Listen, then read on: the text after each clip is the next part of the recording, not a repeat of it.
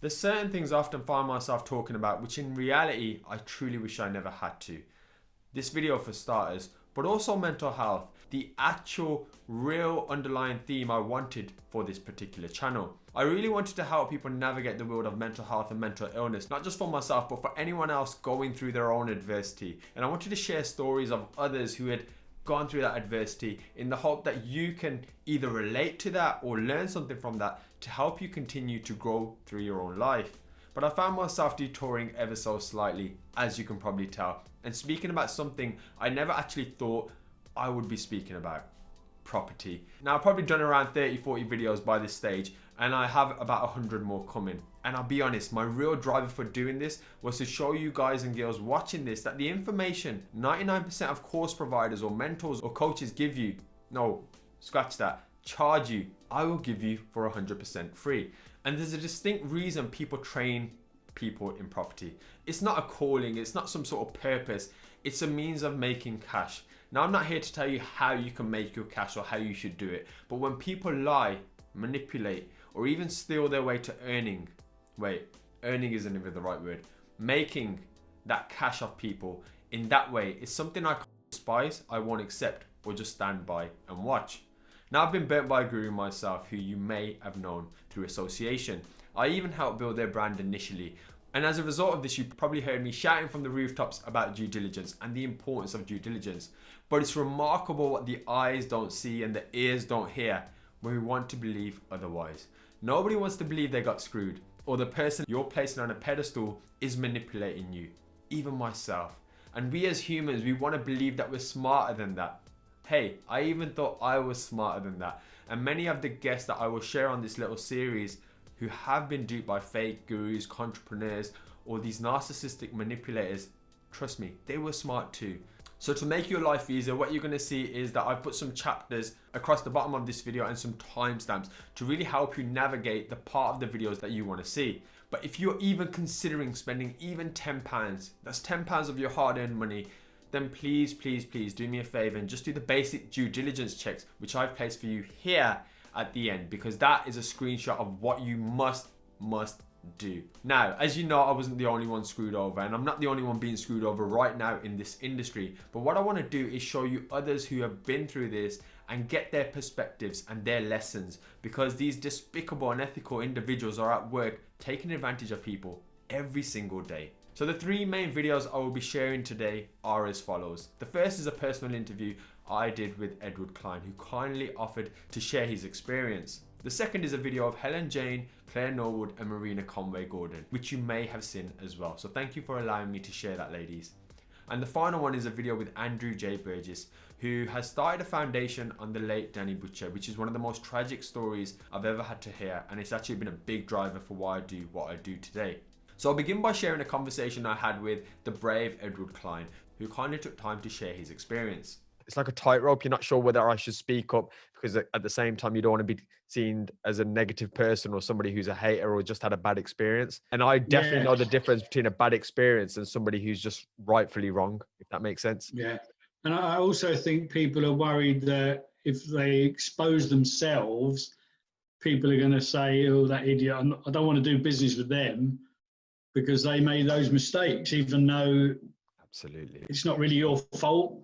I mean, you've always got to take your own responsibility, but the thing with my situation, there's 23 different people in the bankruptcy, and some of them are proper smart people, you know, and some of the people, when I got involved, I'm not mentioning his name at the moment because the court case is coming very, of course.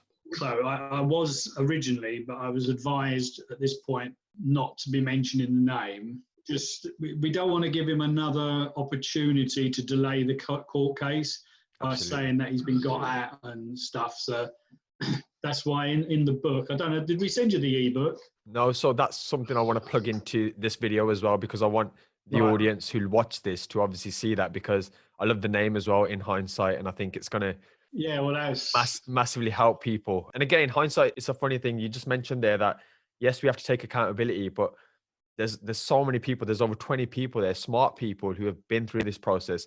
And I don't necessarily consider myself, you know, stupid. I consider myself a smart person. I've done the academic stuff. I have general common sense, but these people are masters at what they do. They're master Definitely. manipulators. They're clever. They're narcissistic, and they have all these traits that where they just take hold of you. So it's nice to obviously see yourself, somebody speak about it. And I don't think, looking now in hindsight, using that word again, that we should be afraid to speak up, because actually off the back of that, I still stick to my trusting nature. I still want to believe the best in other people. And I'm now doing 2 deals, which are absolutely life-changing for me. Now, if I'd taken the mindset, having come off the back of that and thinking, I'm not going to trust anyone, I'd be stuck where I was basically for the rest of my life. So I always encourage people that actually sometimes it's better to probably do business with somebody like yourself, because you're a lot more diligent and you may pick up things that maybe even they haven't picked up on. So I almost want to create a kind of watch this before you do any sort of property. There's no selling on my behalf because I have nothing to sell, but watch this, read your ebook. And then once you've watched this and you at least have that in the back of your mind, these little tips and tricks and red flags, then go into business wherever you want. And that will kind of be me at least doing my piece, because I wouldn't be able to sleep at night if somebody went through the same stuff as me. You know, if you can see on the size of my face, I got alopecia. I used to wake up as a grown man, married for 5 years, and know the stress I caused my wife. And I'll openly say that when I wake up at 3 o'clock in the morning thinking, I've lost everything here, all my savings, my house, and I'm looking on the side and my wife's awake as well. That's the accountability I have to sit with. And I've had to go through that. And now I suppose it's just about raising awareness. I don't want to become that person who's always going after fake gurus, and that's not where my energy lies. My energy lies. It's boring. It gets boring after a while. Absolutely, it's boring, and I just want to kind of get one out there, set it, forget it, and it's almost like just before you jump into it, just watch this 20-minute video, for example, or read the book from yourself. There's loads of stuff in that book that's just so simple to do before you hand over your money. You know, that I always say to people, yes, I say, I'm not a stupid person. I've had businesses all my life. I've employed, one business had 36 staff. I've had offices in Hong Kong. We've sold 2,000 shops throughout the UK and other countries. I'm sure I was hypnotized. I feel like I must have been hypnotized because I went against sort of all my own rules. It's like so weird. And I'm sure the NLP stuff is definitely at work. You know, as I say, the people that were involved at the same time as me, there was people that were scientists and people that run businesses, and not stupid people. And they're all in the same boat too.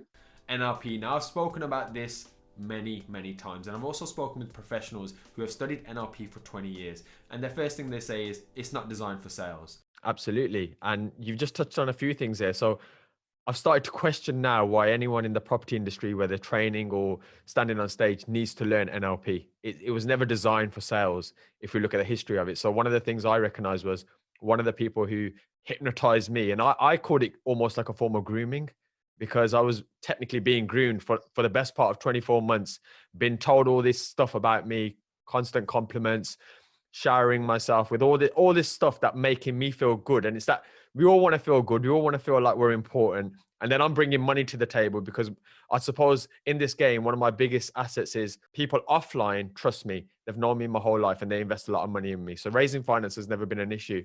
And I've been through that process. So then what I did was I got an NLP practitioner who I interviewed on my podcast, just to kind of understand the thought process. What is NLP?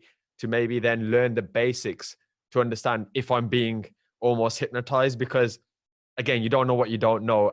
But I look back now and I kick myself because you can see all the signs, but hindsight, isn't it? The book's called Hindsight. Yeah. In hindsight, what tactics did you notice these fake gurus or con artists tended to use? The main thing I noticed about my guru was he was sort of very charming, but also aloof at the same time. Very hard to pin them down. I've often said to people, sometimes you want something too much to be true. So you don't really see, there was a few signals. I can't really pinpoint the signals. There's a couple of ones I can pinpoint, but I don't want to say them. But just those gut feelings and those sort of little red flags, and then really respond to the red flags. Don't ignore them. It resonates with me on one perspective where you said, and I use these words, you almost see what you want to see and hear what you want to hear at one point, because they're so charming and because of the opportunities. And I always say logic goes out the window, and your emotions are heightened. And I always say never, ever go on emotions. especially like these training courses. It's always a roller coaster of journeys. Let me tell you a sad story about how it was just like you. Sorry, and never buy into their story where when you're lending the money, to say, oh, like this, you're getting this good interest because we need it now. Don't buy into that. There's always another deal. Always make sure that if you're lending money to anyone, that it goes through your solicitor to their solicitor. It doesn't just go straight to them. And just get your loan agreements and all your paperwork, like your charges and everything, signed, sealed and delivered before a penny leaves your bank. Don't fall for the bluff, oh, we're going to miss this deal. This is the deal of a lifetime. That's all BS. Mainly, I find that they're under pressure because someone else needs their money and they want your money to pay them to shut them up. Say you're lending them £50,000. They sort of know they've got a 12-month period where they haven't got to worry too much about paying that one back. So that's got last year's people off their back. So I would say that's the big, make sure everything's in writing, correct, signed, sealed and delivered by your solicitor before we do anything. Absolutely. I think that's fantastic advice. And just touching on the 12-month period as well, it almost becomes a bit of a Ponzi scheme where they're just replacing investors with investors. Yeah, it is a Ponzi scheme, definitely. Absolutely. I've got a typical example this week. A lady's called me only on Friday. She's owed £73,000 by a mentor on a project, and she's been chasing him since January for her interest. Can't get hold of him, and he's giving the stories he's had COVID and this has happened, that's happened. So I've told her just to send out the statutory demand on Monday.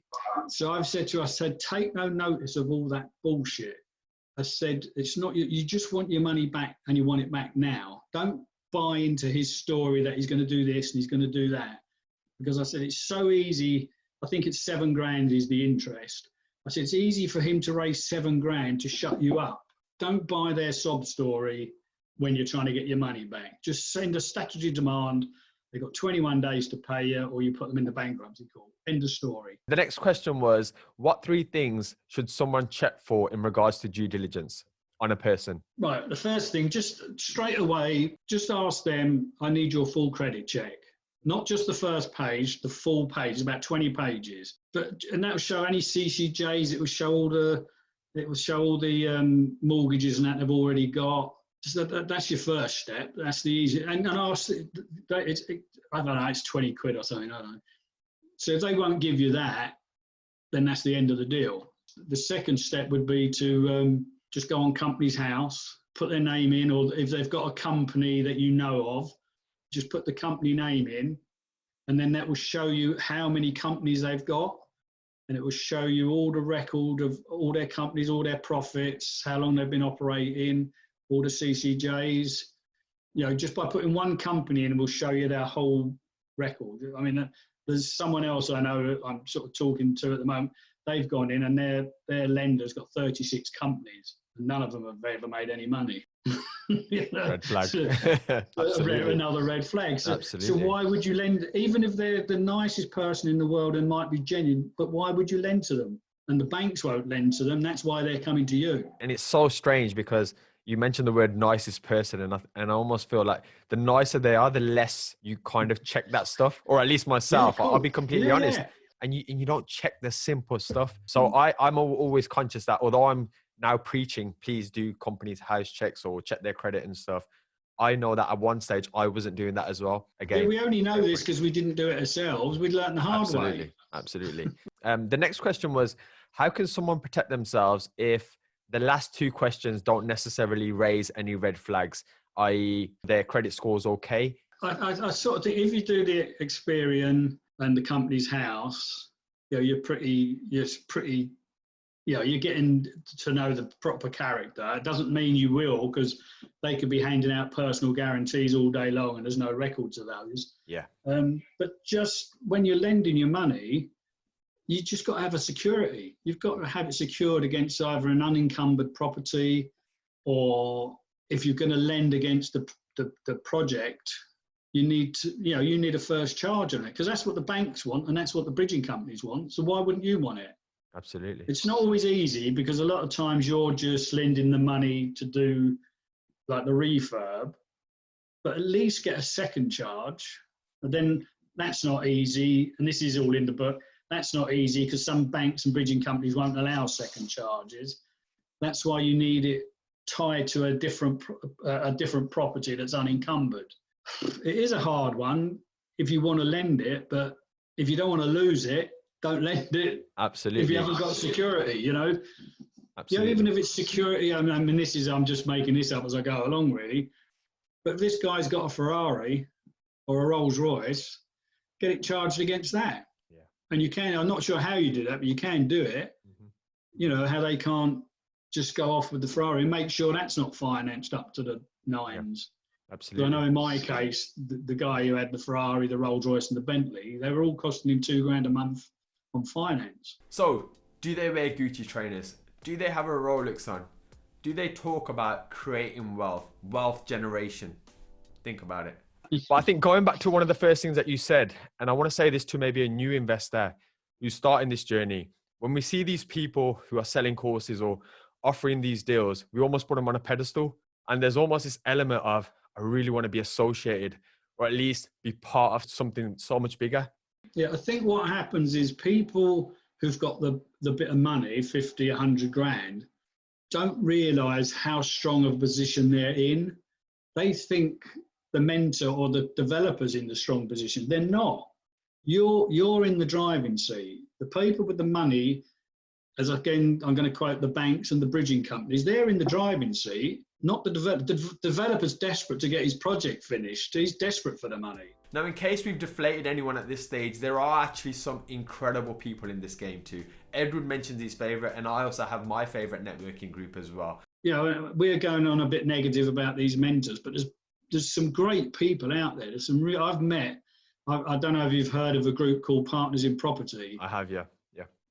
There's some great people on there, and I'm really involved with them now. And there's so much free knowledge from those people. You know, I'm not going to say they're going to sit and give you a masterclass, but you've only just got to sit in on the groups and stuff, and the information you get. And there's some really top class people in that network. You know. Absolutely, I second that as well. There's some fantastic individuals in that. There's another great group by a friend of mine, Mark Burrows, the Ming property group. But Mark's an amazing human being as well. Again, it's a free property a free property event where you just got local people, nice people. And Mark's pretty good that if he smells someone a little bit fishy, he'll just call them out on it.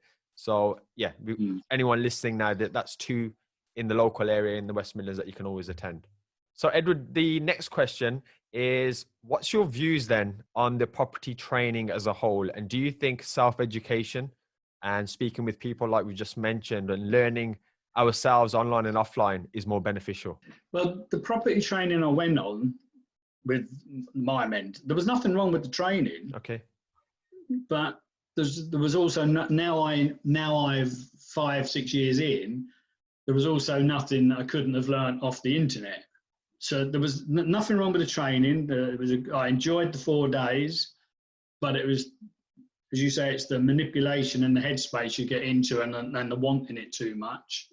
I'm not a wary person by nature. I'm an enthusiastic sort of, let's get on and do it, you know? Absolutely. I'm not saying there's anything wrong with the actual training, but in my case, there was nothing behind the training. It was all words.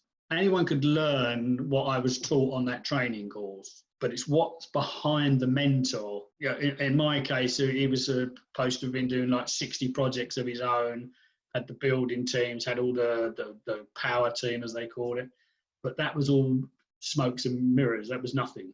Edward, that actually does bring us to the final question then. And the final question is literally about the property industry in itself. Have you got any thoughts on how we could maybe move forward and regulate the industry, or what kind of recommendations you would make? It's a really hard one, isn't it? Because I'm not a big person on everything being regulated, but maybe there does need to be some kind of register or thing that's just related to training, not just property training, but all trainers.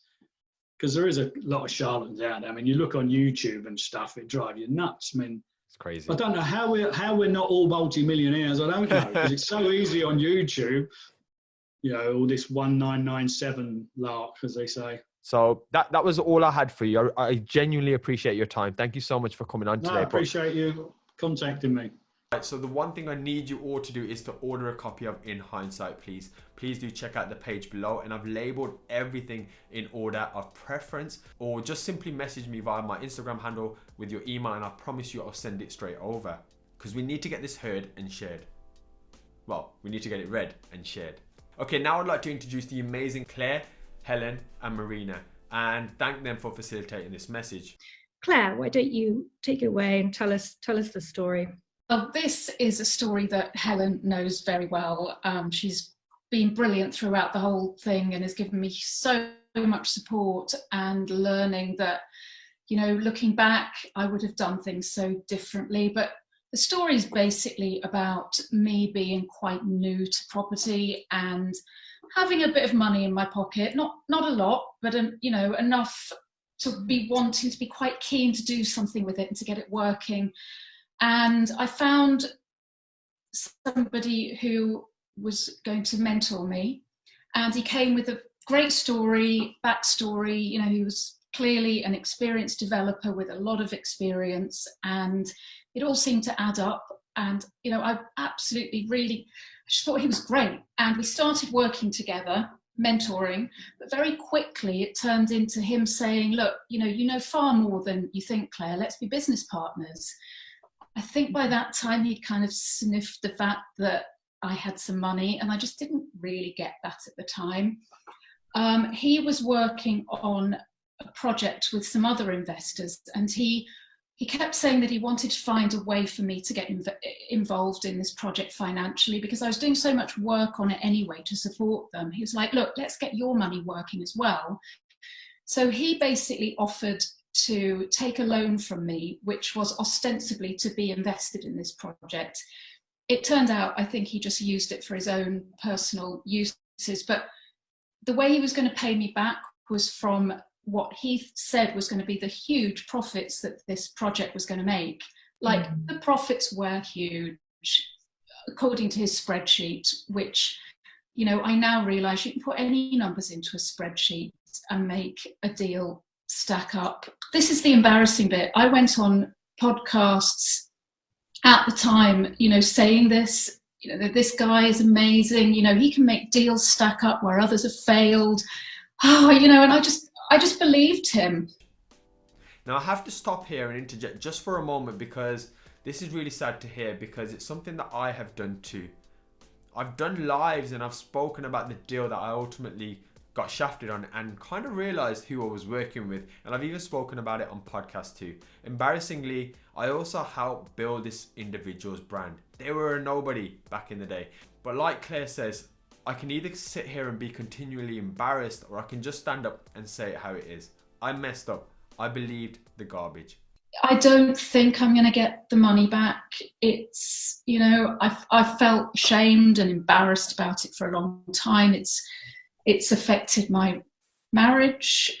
You know, we've got over it, and he's sort of forgiven me. But, you know, we've had to get to the stage where we've just gone, look, this money's not coming back. You know, Claire was naive, and, you know, but that's the worst I think I can be accused of. That's how I'm trying, you know, and I've learned so much from it. Now, this is the only bit I can take away and say, from my experience, I have learned so much from it. I definitely put a personal strain on my own mental health. Alopecia was taking over my life, and I likely directly impacted my wife and my family too, and for that I have to take accountability. But sometimes, whilst taking accountability like me and Claire have done, the culprits who are pulling these strings should also be held to face their verdict too. Now, Helen gives a good perspective on good and bad mentors being present in the industry, and I agree with that. There are good and there are bad, but what I wanted to focus more on for this particular point is she moved on about these gurus and mentors and their sales tactics and how they're great salespeople. Absolutely. And I think it's interesting because, you know, we're in a time when people recommend having a mentor. You know, they're saying it's great to have someone with you who's trodden a path before, and there are mentors around who want to, you know, as they say, sort of give back or get involved. And sometimes there is a partnership there, and it can be successful. But I think, and I'm going to be asking Helen now, like, I think especially in property, there seems to be this situation where there are mentors perhaps with not so much experience, or don't really have the financial acumen to make those projects work, and then they take on, you know, these sort of relative novices. Helen, what would you say about that? A lot of these people are excellent salespeople, so they do draw people in. You know, if part of their job is sales, then again, that's where I would take a big pinch of salt with, well, they're a good salesperson, so, you know, kind of have a little more cynicism, there's clearly a better word than that, but around kind of what they tell you. If they're telling you something where they're incentivized for it to be correct, just going to be a little bit cautious around that. Now, the next point was something that actually got me banned from a well-known property group. Funnily enough, I don't sell nothing, I only offer my truth, but do people want to hear the truth? And even though I actually wasn't referring about that particular property company, hey, I got booted. And it was actually about imposter syndrome, and about me sitting there, or you now as a viewer can probably relate to, because there's people out there who are great salespeople, who stand on public stages, who have charisma, who compliment you, who shower you with the things that you want to hear to make you feel good about yourself. Sound familiar?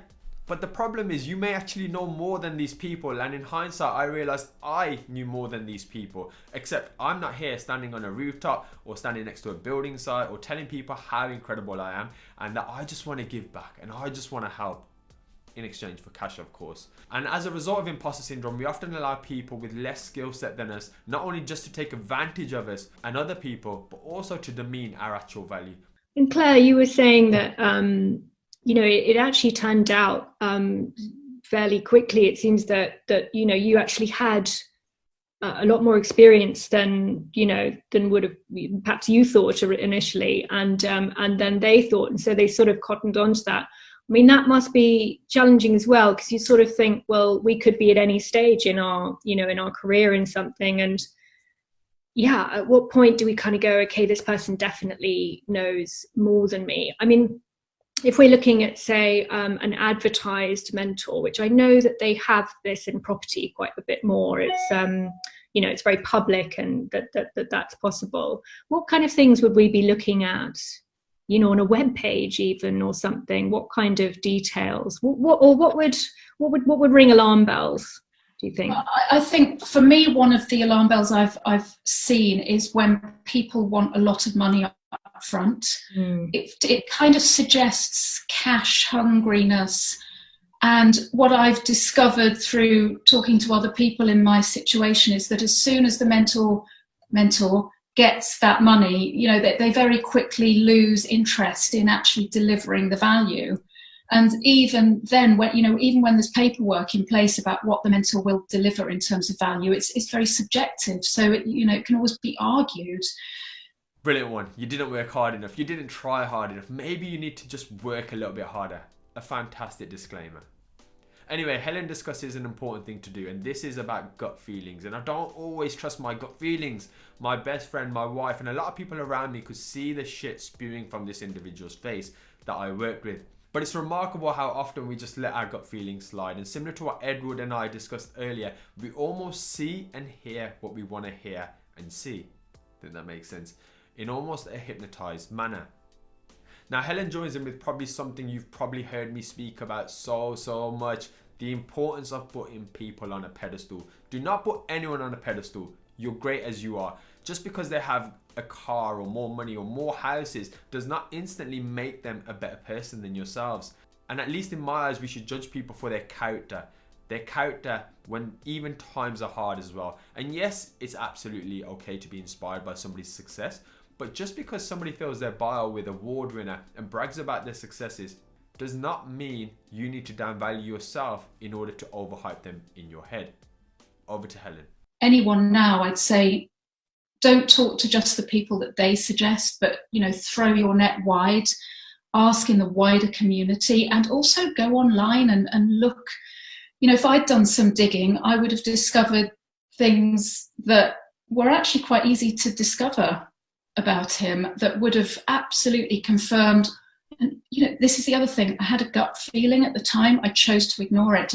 And very often these people are put on pedestals, and very often those pedestals are self-made when you start digging. That they can recommend kind of 5 or 10 of their mentees that you go and speak to. Look on Companies House. Does this person and this company have the assets that they say what they will do? I pretty much apply kind of the due diligence that I do when I'm looking at a deal, like a property deal, an investment, as I do to the people, to the person, to a mentor. I even know, I've heard of people that kind of, and maybe you do need a big investment with this, but I've hired kind of private investigators to go and kind of check out people and see if they really are who they say they are. Mm. And when there's significant money at stake, then those things are kind of a false economy, not social media a lot, and especially in places where people are in positions to help others. There can be incredible marketing campaigns that can incite that trust into them. Really incredible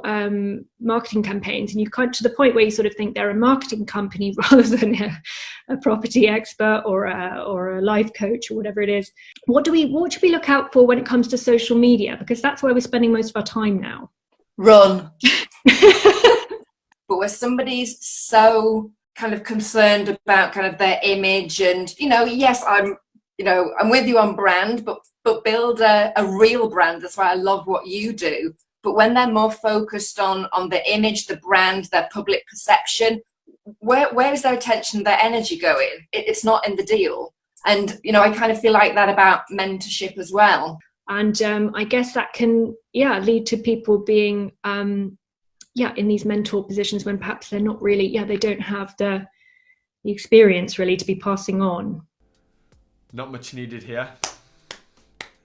Literally spot on. Okay, now I'd like to introduce J Burgess, and I'd like to also link to the charity down below. Please do check that out. Now, sadly, many of us have heard the tragic death of Danny Butcher, which has since led to Andrew and some others starting a foundation made under his name. Now, myself and Andrew had a chat, and in an ideal world, I'd love to leave the whole interview here, as it was raw, honest, and could save you guys so much money, and more importantly, your mental sanity, your health, and your well-being, or even in more tragic circumstances, your life. And I say this without sounding melodramatic, as I've been on the other side of pretenders and narcissists and NLP fake gurus. Okay, so I think obviously the first question was what actually made you start that group, that particular Facebook group? Okay, so I went along to a guru's training, and I had actually been pre-qualified to an element. I'd done my research on Google. I knew Property Tribes anyway, but I read the Property Tribes experiences. So I went there with my eyes open, but part of me wanted to believe it. And I've been following a certain guru's videos for quite some time. And to be honest with you, I just thought, after I went to the training, I saw the cult light and the happy clappy and the NLP. And I'm not susceptible to NLP. NLP can be a terrible thing because it convinces everyone things are good when quite often they're not, which, don't get me wrong, we want everyone to be good, but half the time people are spending all this time making sure things are good when they're not, and they're not addressing key issues in their lives, like why haven't I got a job, why haven't I this. Absolutely. So but when it's manipulated to sell things, that's terrible. And I met a girl on there that's my friend, and I had another friend lose money to the same guru, and I spoke to the girl and she was almost brainwashed, and I went through the whole notions with this girl where I had a drink with her when she was brainwashed. I gave her a lift home while she was brainwashed. I met her again and went to have a property link meets with her where she started to realise, and I started to get her demographics and how she's on a vulnerable society. And then I went through the depression and the realisation in her. And it was roughly around that time I thought, there's nowhere for people to openly discuss what's going on here. The narrative is controlled. Certain Trustpilot reviews, they go to week. You'll get like, I don't know, I'm plucking figures out of nowhere. 10,000 negatives removed and 1,000 positives allowed and 500 negatives allowed. Sort of ridiculous stuff to create. People just go straight back up to average. So there's propaganda that's going on. There's brainwashing. I saw the chance. I just looked at this and I know property. I've been in it since 2012. So I was disagreeing with the trainer, and there's videos of me disagreeing with gurus. on YouTube that they've used as part of their propaganda to point me as a negative person. They've released that. And I actually knew more than them. The idea is, like, everyone, these courses, I saw how they were making their money from the training. I saw the vulnerable people. The only people that were really getting stupidly rich was them, or the people. There's two people in it. There's the people that are die-hard supporters, but they're getting kickbacks. So they've maybe done the training, realised it's rubbish, but then realised they can become a trainer and realise people at it. And then there's the other people that are the victims, and they're just standing up to them because they don't realise they're the victims yet. And then there's other people that are basically the victims that never get any better. And some of these people don't talk up because they're too sad. But when they do their research, they're all doing it online, and certain things just aren't allowed. So I created a group and I called it The Truth About, and it was the idea where people could come and share their truth. And they all rolled in, and it's probably the best thing I've ever done in my life. Whether people agree or disagree, it captured Danny Butcher's last words, which were tragic, but necessary. If they hadn't been captured, no one would have known what had happened there. And we've really pieced together a puzzle, and we know what happened now. So I don't have one regret.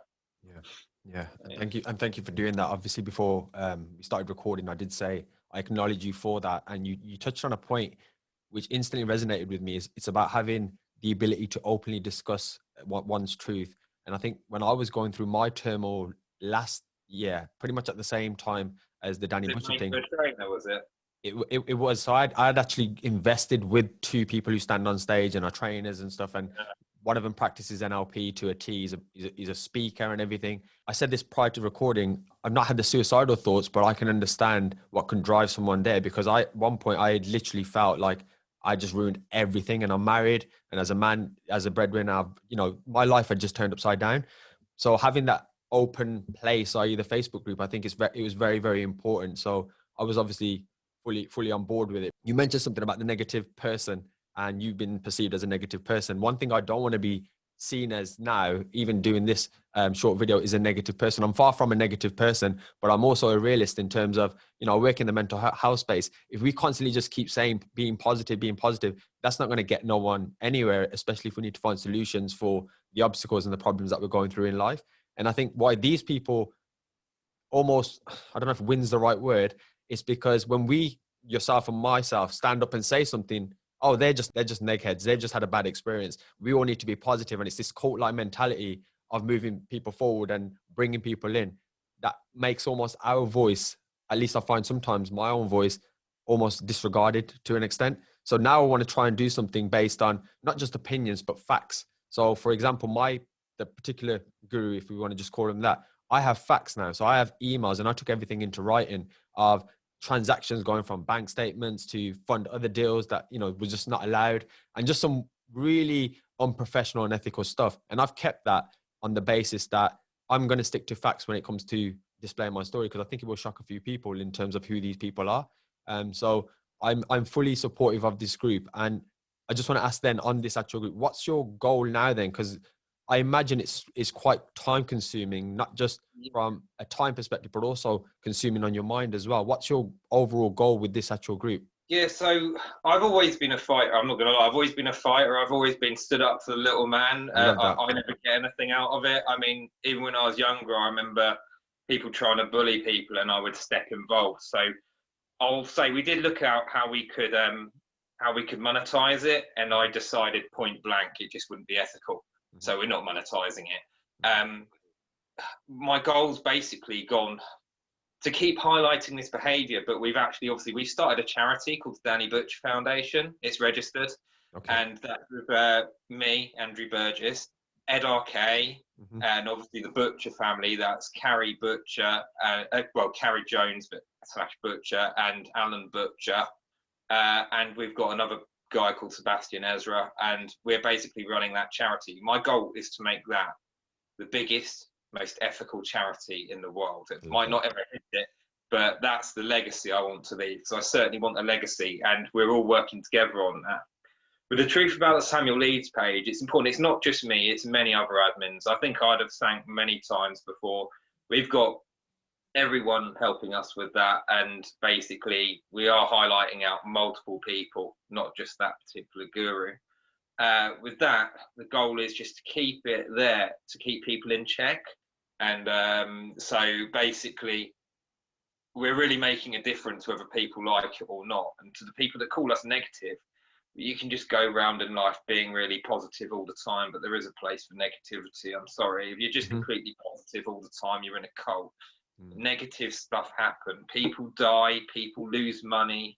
You can't just go acknowledging that with a smile. You have to actually read the facts and look at preventing it, and that involves talking about it. So I'm sorry for being negative to those that really care, but we are trying to turn negative situations into a positive. There's no way of making the death of Danny Butcher into an overall positive, but we're making the most out of it by starting a charity for him, by raising awareness. And let's say that I'm using Danny Butcher for my own benefit. Like I said, I don't plan to monetize this. You can hold me to that. There's not going to be Andrew Burgess selling a course or...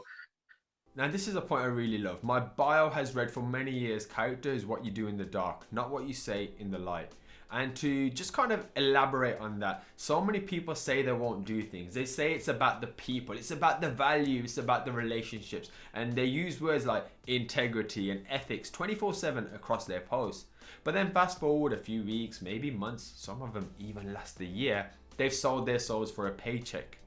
And I actually hate the notion that everyone has a price, because I don't think I do. And I believe some of you watching this video don't as well. But there are many people who will sell their souls for a quick buck. Andrew Burgess just asking for your money. If I ask for your money, it's going to be in a registered charity and it's going to be ethical. So using him for what, or using the family for what? If anything, we're just using Danny Butcher's name for the positive of preventing another suicide. So that's our main goal. Just start a massive charity, prevent suicides, and hold these people to account. Yeah. Because in my opinion, the only people that are getting rich off this training are the people that are selling the training. The only people that are doing no money down deals or not using any of their own money are the people that you're giving your money to.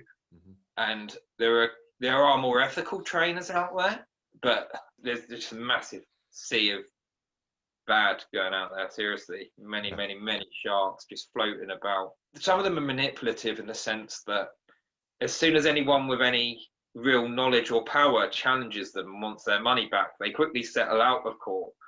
Yeah. And why are you trading your time for money? Well, they're all trading their time for money. They're stood on a stage. Absolutely. I resonate so much with that, especially I find it strange myself, because the reason I actually got into property wasn't like 99% of the people who got into property. So I actually gave up a very well paid job as a project manager in London. Coming from humble beginnings, it was more money than I actually knew what to do with. So I was doing really stupid stuff, having never had money. I was buying designer gear, I was getting the cars and stuff, and I was quite reckless in the first few years. And then it come to a point in my personal life where I was like, there's more important things. So my family foster children. So my sister's adopted. I've got 3 siblings from a foster group. So my whole perspective on life and seeing the way my mom's raised us is different. So I gave that job up to then become a social worker, which is like no money, all the stress, all the headache, everything, and to be an advocate for people. So I fully resonate with your thing about standing up for the unheard, hence find your voice. That's why I do what I do. And then when I went into that, I realized I couldn't make the change on a positive impact that I wanted because of bureaucracy in the social work game, which really made me feel disheartened, because I was like, here I am thinking I found my purpose, shall we call it, in terms of giving back and making sure no child is ever abused or taken advantage of, and I can't do it. Hence then I sat with my cousin, who at this point I had no knowledge of, was a professional property investor. Yes, he was financially free, and I was like, what's this property stuff? Plus I had got the degree, the master's, the diploma. He had never studied in his life, and I was thinking, I've done something wrong here. So long story short, that's when I got involved in property. So my goal for property was to, similar to yourself, make enough to then do the things that I love. I don't aspire to have so much that it becomes like a greed thing. It's enough to facilitate my day. I'm not saying having money is a bad thing, by the way. I think the more money you can have, providing you're a good person, it will expose you to do better things. You're saying that because we get accused of that a lot. No, we're not saying that. We're saying have as much money as you want, have millions, have billions, have ethical. have ethical money. Now, normally I'd plead for you to like the video, but what I really want you to do is sign the petition to Parliament. Please, we need those signatures. We need to at least be heard. Whilst we're there, the most important thing that I really need supporting, this is what I really need. And it's important to notice that the charity and the foundation, that's just for Danny's name. There's nothing political involved in that. That's no connection to this cause. That's a separate cause. Okay. That's simply for raising money for good causes. So on a completely different breath here, there is a petition to Parliament, and that still has shy of 5,000 signatures. Okay. And the petition to Parliament, I'll send you a link to as well. Please. That goal is for regulation from the government, to get the government to stand up and help these vulnerable people. And if everyone watching this could just take 2 seconds just to type in your name and email address and address, sign that petition, then hopefully that will grow to the point where even if it doesn't get heard and nothing changes, just the fact this is coming up to the 1-year anniversary of Danny Butcher's death, just the fact that this could get signatures and grow in size is just a big thing, to be honest. So please, please, please, please do this. Please. If there's one thing you ever do on this channel, is to do this, please. Now the next clip is something I've played around with in my own mind for ages. Are these people delusional when they believe their plagiarized quotes, for example, or them standing on site saying positive words to people are actually changing lives? Or are they just sinister beings? This is more of a kind of personal question in terms of, I spent the last 12, 18 months when I became aware of what was going on, because I was part of the cult-like mentality. When I first went on courses, I was getting motivated, but not actually moving forward. Just that feeling of like I've done something, like I've achieved something. And it was only when I started to see behind the scenes and take a step back, I was like, what's actually going on here? This is quite a sinister thing that's going on in my perspective. When I look at these people now who practice NLP or they're speaking and they truly believe they're changing lives for the better, what aspect of that do you think is delusional as opposed to they're just sinister people just hiding that? Most of them are just narcissists. I've dug into the background of these people. They've usually done really disgusting stuff in their backgrounds, really horrible, sick stuff. And they do believe they're helping the world, and they don't believe they're bad, but everyone who's close to them is just absolutely ripped through. Absolutely. There's no levels they won't go to in life. So they don't realize that they're bad people, but they realize that they are benefiting themselves. It's just a complete personality disorder, and it is tempting to make all these millions of pounds. It's just, to me, I'd rather, I'll use the word, I'm not poor, but I'd rather be poor than have a death on my conscience. And there's been many, many suicides and attempts that just aren't documented because, as I said, the benefit of Danny was we have Danny's phone, but I'm just saying we were lucky in the sense to be able to capture exactly what was going on evidentially and lots that we haven't released. So when people say, you know, this isn't true, how do you know? Well, we know because it came from him. So we know it. You know, we get an idea of what was on his mind on the hours before he made his decision. I have to agree with that. So I did a lot of research into NLP, neuro-linguistic programming, because I don't understand why somebody in property has to learn NLP solely specifically for property and standing on stage. There is a reason you're doing that, because if you know NLP well, most people are susceptible to it in terms of, you know, how to communicate in a particular way to obviously draw people in. Initially seeing that, I was like, you've obviously had a thought process. If I get this, it will allow me to then bring people into my funnel and therefore sell my courses and become very, very rich off the back of it. So for that bit, I can't accept that they're just delusional. But I do accept the delusional part in terms of sometimes I monitor them and I watch them, and somebody could say something nice about a comment and they instantly feel like they've changed that person's life. I'm like, all you've done is put a motivational quote up, for example. That part is like they lie to themselves. And I've been reading a fascinating book, sorry if I'm going on a tangent here, called The Elephant in the Brain. And it's really interesting in terms of how humans not only influence other people or lie to other people, but we lie to ourselves as well. We sometimes don't address the elephant in our room, in our brain, just so we don't have to sit with the man in the mirror and say, I've been a nasty piece of shit today. I've done something that's unethical. And then that kind of moved me onto the reviews factor as well. So we know of certain gurus who have had all their reviews just removed, obviously negative ones, which then is dangerous for anyone new coming into this with any sort of knowledge, because you'll look at this person, for example, I'm not going to say the names, but they have a very, very big following. So you have your true fans, you have people who may have learned something from you and then done well with it. Absolutely. That's more than possible too. And then a new person coming in will probably see that and just see the other side of the fence, which isn't showing the true reflection of the reviews as just the neckheads. And I've seen reviews from, say, for instance, my particular one, where they're actually reviews based on a completely different topic. And they're reviews that I know about because I was asked to give a review on something that this person was doing way before they were teaching property. So it was like, how have I helped you in X? And then it's like, well, he's a friend of mine. I just gave him a little review. And then that kind of review and similar reviews were put on under the property training thing. And I'm thinking, like, this is just so unethical, but it's smoke and mirrors. That's the idea. But what brings me to when I went to my property meeting, they encouraged you to have 10 minutes, no, as a minute silence. Everyone sat in the room. You heard people like, it was almost like an evangelical experience, you know, when someone's taken over by the spirit and they cry out. You get religious people crying out, like as they're thinking of whatever. And you've got to have a reason to do it, and it's got to burn. And if the reason doesn't burn, then you won't do it. So you're basically giving someone a reason that is more than logic. So, you know, you're taking advantage of a reason. Oh, you know, my mum's sick and my brother's dying. I just want to take him to America for his final days and spend as much as he want. Then that reason's burning, and you've just given the 13K that you could have used to take your brother to America or to start a property business. Your logic's gone, and they've attacked in that. The whole aspect of it's just flawed.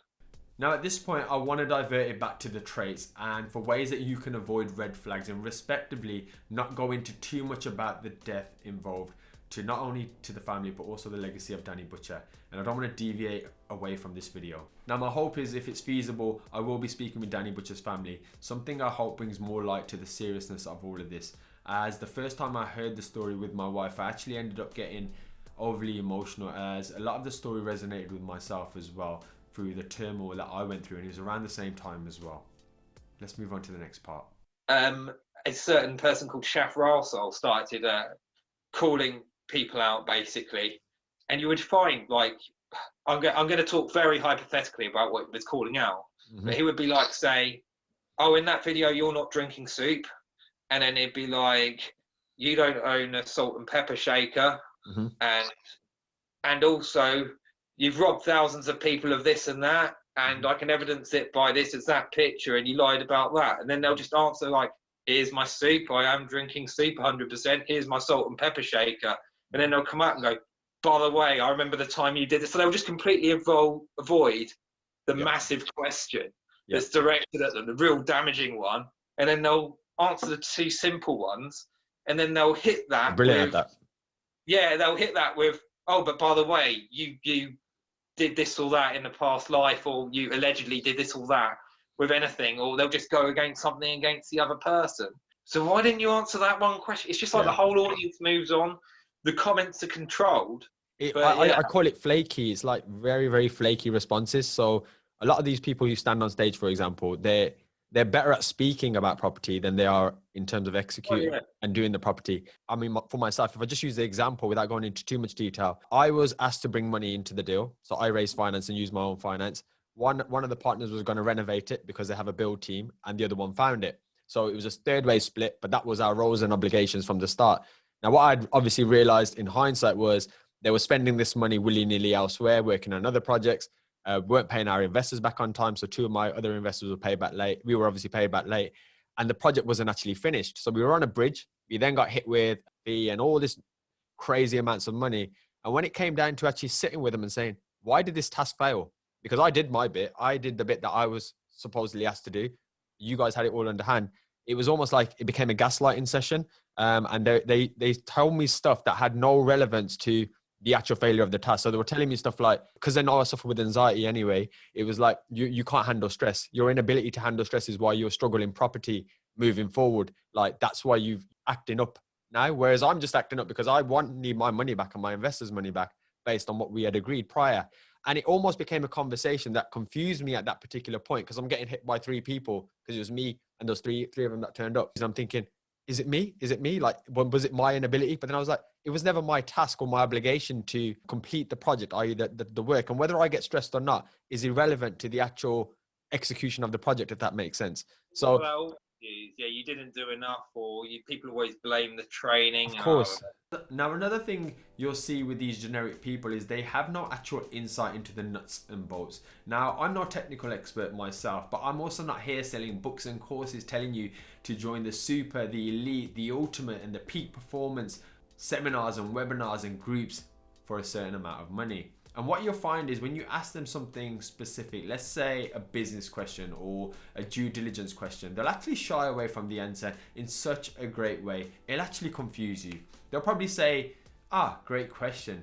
Then what they'll do is they'll repeat it just to gain themselves a little bit of thinking time.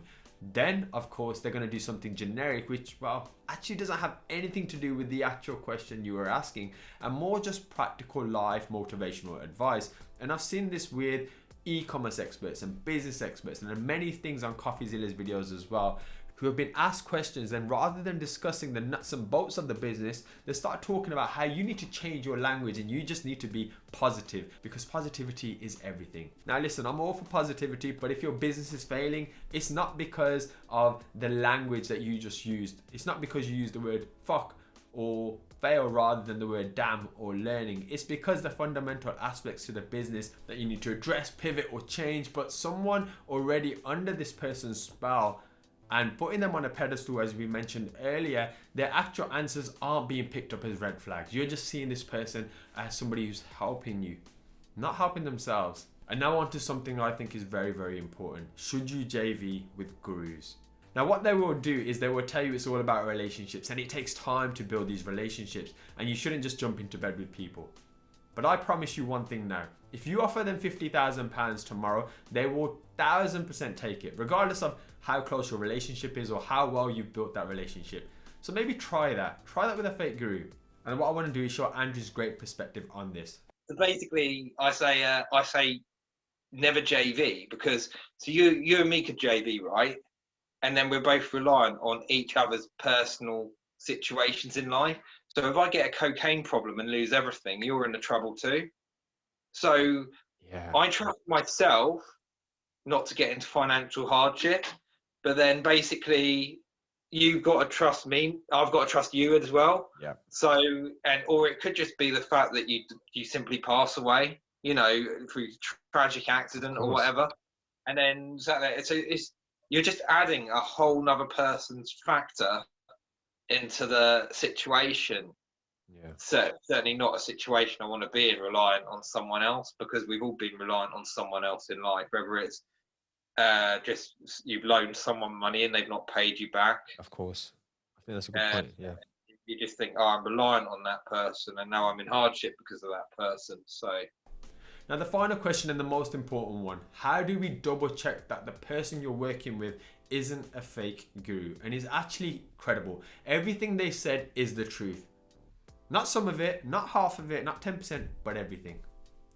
The final thing I wanted to ask you was due diligence. What you think, if somebody's now thinking, okay, I might want to invest with Aaron as an example, what 5 things should I first do straight away off the bat that they can do with a laptop? Okay, so are we talking as in for training, or as in the individual? Like, is this individual credible? Like, should I work with him? Are there any red flags I should be conscious of? To be honest, I just asked to see the tax return.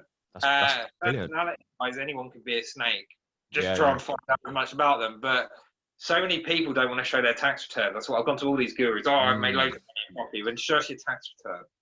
It's a simple document. I love that. Okay, they don't want to show it to the whole public, but one-on-one, I'm thinking of investing with you.